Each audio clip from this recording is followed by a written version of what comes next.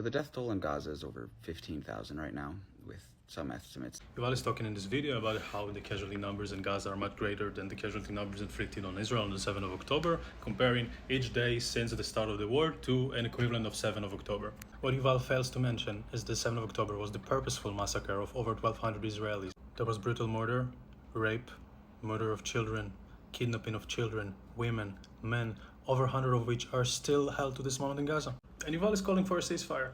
So you see, Israel has been attacked by the closest incarnation to modern-day Nazis, and we need to ceasefire apparently. First of all, this numerical comparison between casualties of a horrendous, intentional massacre of innocent civilians and the sad, yet unavoidable and unintentional loss of human life for a justified war makes zero sense. Yeah, the IDF is stronger. And yes, the loss of life amongst Palestinians is usually higher. It doesn't make the war unjust. It doesn't make Israel the villain. It makes Israel a strong nation that uses its rights to defend itself.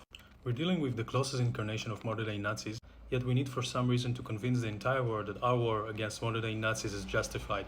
It does make me wonder, what would you have done during the Second World War, when the Allied invasion of Normandy and the capturing back of Western Europe from Nazi Germany was underway, and it was clear to everybody that innocent German life will be lost. However, nobody contested the need to eradicate Nazi Germany, because Nazi Germany was evil and was out to destroy the world. Hamas is no different. So why does Israel need to cease fire in its war against Hamas?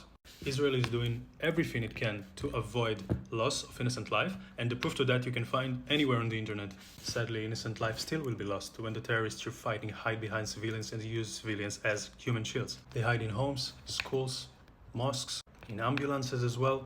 Anything that would make Israel's justified retaliation questionable to the uninformed Westerner. If Israel ceases fire, Hamas will only get the opportunity to regroup, strengthen, and get even bigger and stronger. And they stated themselves that the 7th of October was just a rehearsal, and they intend to do it again and again and again. Because the real intention of Hamas is to eradicate Israel, killing all Jewish people. Another point is you mentioning casualty numbers reported by the Gaza Health Ministry, which is controlled by Hamas, which therefore makes those numbers quite questionable.